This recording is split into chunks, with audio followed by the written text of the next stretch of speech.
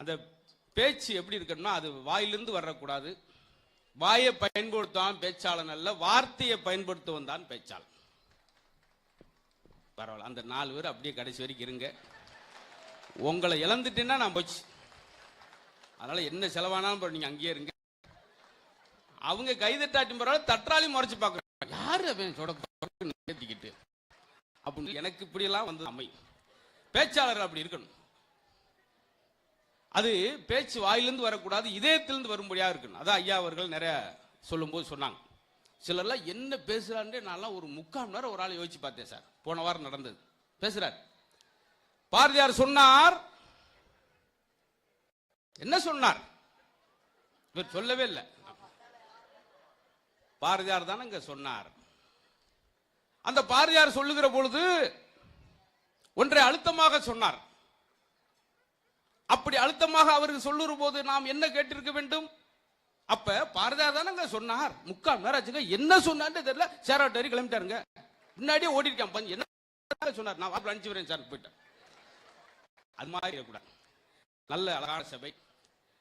சரி, ஒரு நகைச்சுவாளருக்கு புத்தகத்தில் என்ன வேலை அப்படின்னு நீங்க கேட்டக்கூடாது. மிகப்பெரிய சர்வாதிகாரிகளை எப்படி வந்தாங்க?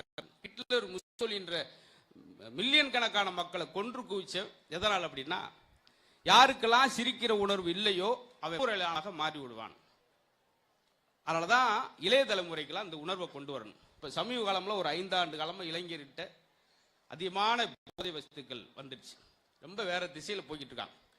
ஆசிரியர்லாம் அவ்வளவு மதிப்பு. எங்க ஆசிரியர்லாம் என்னை அடிக்கும் போது அவ்வளவு பெரும், அப்போ கொஞ்சம் சங்கட்டமா இருந்தது.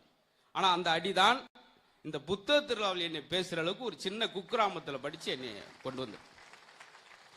எப்ப வாத்தியார் பெரம்ப கீழே வச்சாரோ அன்னைக்கு போலீஸ் எல்லாம் பெரம்பு எடுக்கிற மாதிரி ஆயிடுச்சு இன்னைக்கு இளைஞர்களுக்கு. அதுக்காக சொல்றேன். அதனால இந்த அறிவு சார்ந்த கூட்டம் நான் கூட பார்த்து வருவாங்களா பார்த்தேன். ஆனா திரளான மக்கள் நின்று கொண்டே ரசிப்பதுதான் இந்த ஊரினுடைய இன்னும் உச்சக்கட்டம். நம்ம என்ன பேசுறோம், அது ஒரு இளைஞன் பேசி என்ன பேசுறோம் கூட இல்லாம நின்று கொண்டு ரசிப்பது ரசனையின் உச்சம். அப்படி ரசிக்கணும். ரசனையே மாறி போச்சு. இன்னைக்கு ஒரு வயலின் கச்சேரி நடக்குது, 2.5 மணி நேரம் அந்த கச்சேரி நடக்குது. வயலின் வாசிக்கிட்டே இருக்காரு. அப்படியேவும் 2.5 மணி நேரம் கச்சேரி பக்கத்தில் பொத்துன்னு அவர் காலில் விழுந்து கும்பிட்டுருக்கான். சார் மிரட்டிட்டீங்க சார். நீங்க வயலின் வாசிக்கும் போது ஒரு 4-5 தடவை நெஞ்ச தொட்டுட்டீங்க. என்ன சொல்றீங்க? ஆமா, அந்த குச்சி வந்து குத்திட்டு போச்சு. இப்படி ரசிப்பெல்லாம் ஜென்மத்தில் பார்த்திருக்க மாட்டேன். அன்னைக்கே ஓடிப்பார். அது மாதிரி தயவுசெய்து யாரும் அப்படி வந்து சொல்லிடாதீங்க. உங்களுக்கு திருப்பே வரலைனா கூட என்ன யார் வெத்த வில்லையோ இப்படி பாவம் 240 கிலோமீட்டர் அங்கிட்டு இருந்து வந்து அப்படின்னு சொல்லி இறக்கப்பட்டு தாய்க்குளங்கள் நிறைய வந்துருக்கீங்க. ஒரு புத்தகத்தை, ஏன்னா 2000 ஆண்டுகள் படிக்கிறார்கள். வெறும் 85 ஆண்டு காலம் பெண்கள் படிக்கிறாங்க. ஆனா பாத்தீங்களா யார் உச்சம் தொடுறாங்கன்னு கல்வியில பூரா அவன் சமாளிப்பவர். அந்த பொண்ணு எவ்வளவு மார்க் எடுத்துருக்கு வரான், ஏன்டா எடுக்க மாட்டேங்க? எப்படி எடுக்க முடியும்? எடுக்க முடியும்? என்ன சொல்றீங்க? மார்க்க மதிப்பெண்கள் மதிப்பு ஆண்கள் சொல்றீங்க. எங்களை அசிங்கப்படுத்திட்டு எடுக்க முடியும்? சமாளிக்கிறேன் சார். கல்விக்கு அதிபதி யாரு? சரஸ்வதி. அப்ப லேடிஸ் எப்படி போடும்? நீங்க கல்விக்கு அதிபதி கருப்பசாமியை போடுங்க. இப்படி 2 மாத்த அம்மாள் பேசுறாங்க. சமாளிக்கிறது பாருங்க. பெண்கள் அவ்வளவு எல்லா துறையிலும் தொட்டாங்க சார். ரொம்ப அழகான நடை. மார்ட்டின் லூதர் கிங் சொல்றார். அவர்கிட்ட கேட்டாங்க, மிக சிறந்த ஆயுதம்னா நீங்க எதை சொல்வீங்க அப்படின்னு. அவர் சொன்னார், புத்தகத்திலிருந்து துப்பாக்கியிலிருந்து வெளிப்படும் தோட்டாவினுடைய வீரியத்தை விட கம்பீரத்தை விட புத்தகத்திலிருந்து வெளிவரும் வார்த்தைக்கு கம்பீரம் அதிகம், வீரியம் அதிகம் சொல்லி மார்ட்டின் லூதர் கிங் சொல்றார். பரவாயில்ல, ஒரு மனுஷன் தேடி பிடிச்சி ஒரு தகவலை கொண்டு வந்து சொன்னான். ஒரு அம்மா கைதட்ட வந்துட்டு, மார்ட்டின் லூதருக்குங்க, உனக்கெல்லாம் இந்த வேலை எதுக்கு? நீ குருவி சோக்க சொல்லிட்டு குந்தனாப்புல போப்பா அப்படி. அவங்க என்ன ஆச்சரியமா பாக்குறாங்க. இவன் என்ன இப்படிலாம் பாத்தீங்களா?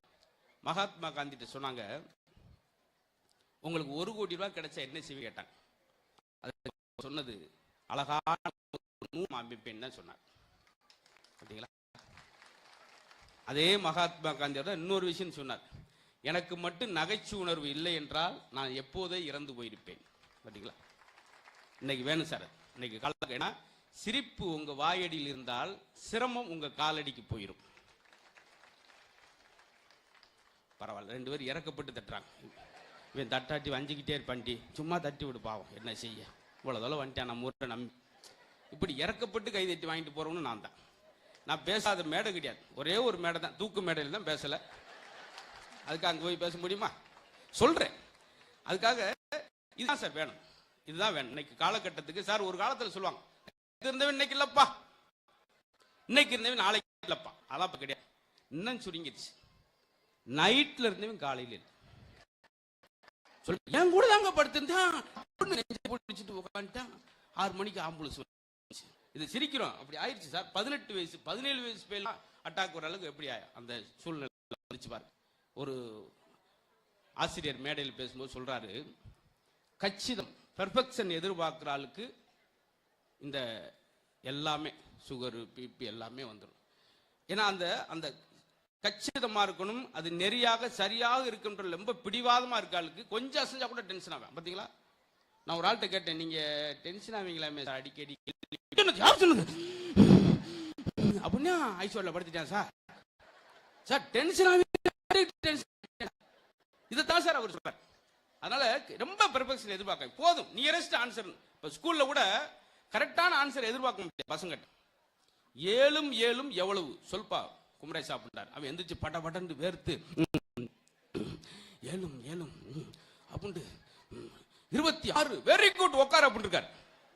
இப்ப பக்கத்துல பயந்துட்டான் சார். 7 7 14 26 வெரி குட்ன்றீங்க, நேத்து 48 ஓரளவு வந்திருக்கான், இந்த வாரத்தில் வந்துருவான்.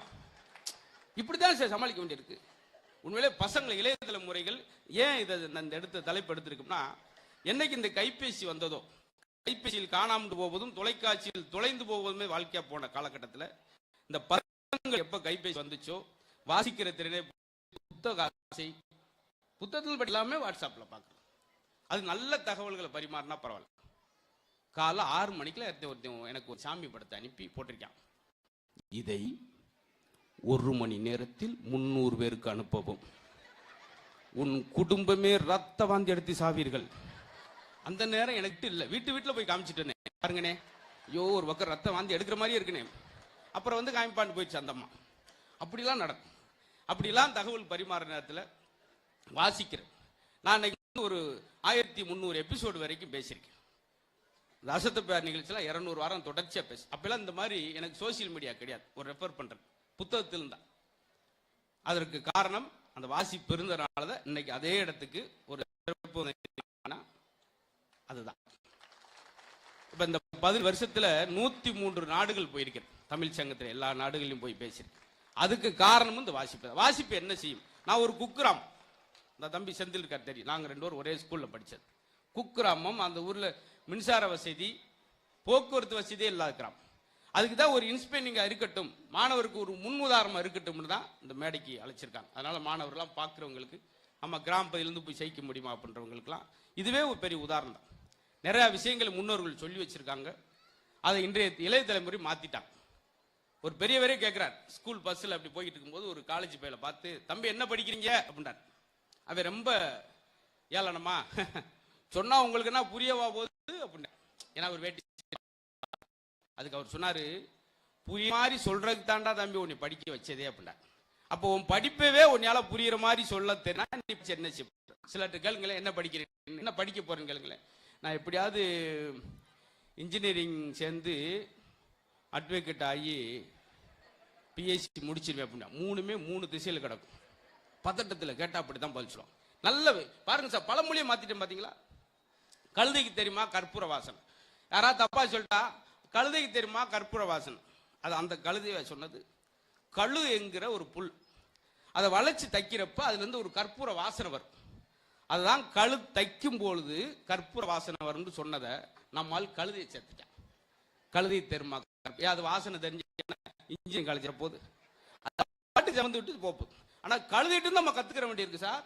என்னை பார் யோகம் வரும் கிடையாது, கழுதை பார்த்து கழுதையுடைய உழைப்பை பார் உனக்கு யோகம் வரும். காலையில போகும்போது அழுக்கு துணியோட போகும்போது ஒரே ஆனந்தம் தான், துவைச்சு முடிச்சுட்டு நல்ல செலவு துணியோடு வரும்போது ஆனந்தம் தான். அது எதுவுமே சோகம் முடியாது. பாத்தீங்களா, இப்படி பழமொழியை பூரா மாத்திட்டோம். அடி உதவுற மாதிரி அண்ணன் தம்பி உதவ மாட்டான். அது என்ன உழைப்புக்காக இல்லை நீ வாக்கிங் போறதுக்காக ஒரு அடியா எடுத்து வைக்கிற போது உழைப்புக்காக நீ எடுத்து விவசாய நிலத்தில் எடுத்து வைக்கிற அடி இப்படி சொல்லி வந்தது. சட்டியில் இருந்தாத்த அகப்பில் ஒன்று கரெக்டுன்றது வாசிச்சதன் தப்பு தப்பா மாத்தி இன்னைக்கு அப்படியே திருச்சி வருது. திரிபடுதல் அப்படின்னு சொல்லி ஆந்திர பயாலஜின்னு சொல்லி மாறிக்கிட்டே வருது. பாத்தீங்களா? சட்டியில் இருந்தாத்த அகப்பில் ஒன்று வெறும் சட்டி கரெக்டுன்றான். அது என்னன்னா கல்யாணம் ஆன பெண்கள் முன்னுடைய கந்த சஷ்டி கவசத்தை போது கற்பப்பையில் குழந்தை வரும், சஷ்டியில் இருந்தால் அகப்பையில் குழந்தை வரும் சொன்னது. எதுக்கு இப்படி கையேந்தி நிக்கிறேன்? இன்னைக்கு விடிய விடிய கையேந்திட்டே போக வேண்டியது. நான் எவ்வளவுதாங்க ஒரு மனுஷன் மூச்சடைக்கு தம்மடைக்கு. அழகான விஷயம் சார். ரொம்ப ஆர்வத்தோடு நான் இது வரைக்கும் புத்தக திருவிழாவில் நின்று கொண்டு ரசிக்கிற சபை திருவாரூர். அதான் நான் சொன்னேன், எல்லா ஊருக்கும் ஒரு சிறப்பு இருக்கும். திருவாரூருக்கு தான் ஏகப்பட்ட சிறப்புகள் சொன்னேன். அதை இங்கே பார்த்துருக்கு. முத்தமிழ் அறிஞரை பெற்றுக் கொடுத்த ஊர். அவற்றிருந்து கற்றுக்கிற எவ்வளவு வாசிப்பாரு. 4 மணிக்கு எழுந்திரிச்சு யோகா பிராணவாயு பண்ணனால தான் 95 வயசுலையும் நிறைய விஷயங்களை நான் வச்சு மேடையில் 2 மணி நேரம் ஒரு தமிழ் அறிஞர் இருந்திருக்கான. எவ்வளவு நகைச்சுவன்றீங்க. ஒரு முறை அப்படி கார்ல இறங்கி வரும்போது ஐயா மந்திரி துறைமுறையா வேட்டிங்க அப்படி வந்து நிக்கிறப்ப என்னாச்சு, பரவாயில்ல சட்ட செலவு என்னத்தை கிழிச்சுன்னு யாரும் கேட்க முடியாதுல்ல. அந்த ரொம்ப யோசிக்கலாம் மாட்டார். எம்ஜிஆர் அவருக்கும் நகைச்சுவை உண்டு. அவர் அமெரிக்கா போயிட்டு ஏப்ரல் வெளிநாடு சென்னைங்களே உங்களுக்கு என்ன பிடிச்சது? பஞ்சகாலமாக எனக்கு சகோசம் போச்சு அப்படின்பார். அது இதெல்லாம் நிறைய கத்துக்கிறேன் சார். வாரியார் சுவாமி சொல்றோம். வாரியார் சுவாமி தான் நிரம்ப விஷயங்களை ஆன்மீகத்தில் அப்படி ஒரு மாதிரி சபை அப்படி களைப்பாகிறப்ப அப்படி எந்திரிச்சு போறப்ப ஒரு நகைச்சுவை துணுக்கு மேடையில் அவருக்கு கேள்விங்க பரிசு கொடுப்பார். பேசிக்கிட்டே இருக்கும்போது ஒருத்தர் மேடை வந்து ஐயா நான் ஒரு மளிகை கடை வச்சிருக்கேன், மளிகை கடையில் என்ன படம் மாட்டலாம்? பெருமாள் படம் மாட்டலாமா, ஐயப்பன் படம் மாட்டலாமா? அதுக்கு வாரியார் சுவாமி நீ என்ன படத்தை வேணாலும் மாட்டிக்க, ஆனா கலப்படம் பண்ணி மாட்டிக்கிறாத, போயிட்டு வா புண்டார். அவன் அன்னைக்கிட்டே இடிச்சு போட்டு கிளம்பிட்டான். பாத்தீங்களா? அப்படி இருக்கும். ஆமா,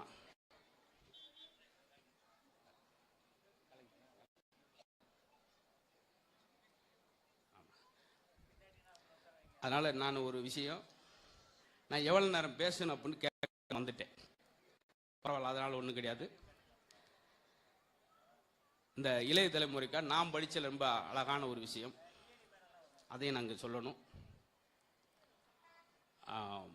ரொம்ப கிராம பகுதியில் தாம் பையன் தன்னை மாதிரி இருக்கக்கூடாது, ஆங்கிலத்தில் பேசணும் அப்படின்னு ஒரு அப்பா விரும்புவார். தன்னை மாதிரி வேட்டி சட்டை கிடக்கூடாது, பேண்ட் சட்டை போட சொல்லி ஆசைப்படுவார். அப்படி கடவுளை வாங்கி படிக்க வச்சு தன்னுடைய பையனை ஒரு வெளிநாட்டுக்கு அனுப்பிச்சு வச்சார்.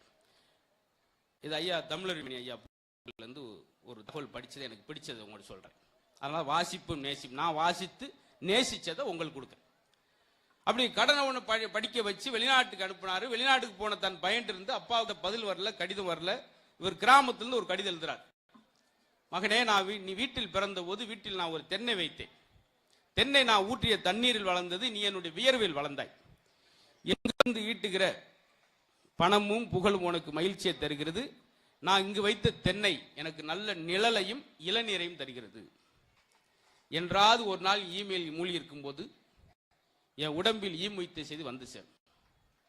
எனது இறுதி குலத்தை இல்லாவிட்டாலும் பரவாயில்ல, சுடாடு வரை என்னை தென்னை போலேயே தூக்கி செல்லும் முடிப்பார். ஏன் இவ்வளவு விரைவில் எழுதுறா? 10 குழந்தையில ஒரு அப்பா அம்மா வளர்க்குறாங்க, அதுல ஒரு குழந்தையாவது அந்த அப்பா அம்மா வளர்க்குதா அப்படின்றதான் கேள்வி. இது நான் வாசிச்சல பிடிச்சு. இப்ப இதெல்லாம் படிக்கிற போது என்னை ஒழுங்குபடுத்துது சில வாசகங்கள்.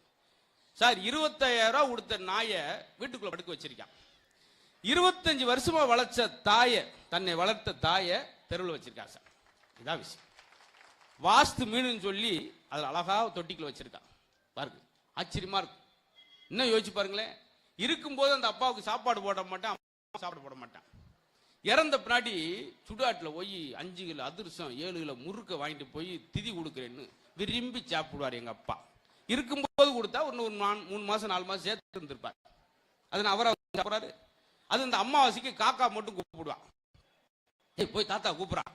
அன்னைக்கு ஒரு நாள் மட்டும் தாத்தா வந்து அவதான்டா தாத்தா கூப்பிடுறான். மறுநாள் அதே காக்கா வரும், கல்ல வச்சு போ சனியனை இங்கே வந்து சுத்திக்கிட்டே இருப்பேன். பாத்தீங்களா? ஒரு 7 தெருவுக்கு ஒரே ஒரு பசுமாடு தான் இருக்கும். பாருங்களேன், அம்மா போய் ஏன்னா அந்த பெற்றோர் நம்ம மாத்திக்கிற விஷயத்த சொல்றேன். 7 தெருக்கு ஒரு பசுமாடு இருக்கும். எல்லாரும் அகத்திக்கரையா கொடுத்து 8 மணிலேருந்து சாயந்தரம் 7 மணி வரைக்கும் ஒரே நாளில் அத்தனை அகத்திக்கரையும் கொடுத்து 9 மணிக்கு அந்த மாட்டு மட்டமலாக விழுந்து காலி ஆயிடும். ஏன் கொஞ்சம் கொஞ்சமாக ஏன் மித்த நாள்லாம் கொடுத்தேன்னா இப்படியே தான் சார் நம்ம செய்யுது. அது மாதிரி தாய்க்காக சொல்கிற விஷயம். அதாவது ஒரு ஆண் என்ன விரும்புவார் நிறைவு காலத்தில்? யாருக்கும் சுமை இல்லாமல் சாக வேண்டும். ஒரு பெண் என்ன விரும்புவாங்க நிறைவு காலத்தில்? சுமங்கலியாக சாகும். அந்த ரெண்டையும் பிள்ளைகள் கொடுக்கலன்ற காத்த அந்த கவிதையை உங்களுக்காக சொன்னேன். நிறைய வாசிப்புல நகைச்சுவை பார்த்து தான் சிரிக்க முடியல. ஜப்பானிய மொழியில் வந்தது. அதுக்கு முன்னாடி கைக்கு தான் நம்முடைய திருவள்ளுவர் அவர்கள் எவ்வளவு பிரமாதமா ஒரு ஆள் சொன்னார், என் சம்சாரமும் திருவள்ளுவர் ஒண்ணு இல்லையா? அவர் 7 அடியில் ஒரு விஷயத்தை புரிய வச்சார். இப்போ ஒரே அடியில் என்ன புரிய வச்சாலே சப்புன்னு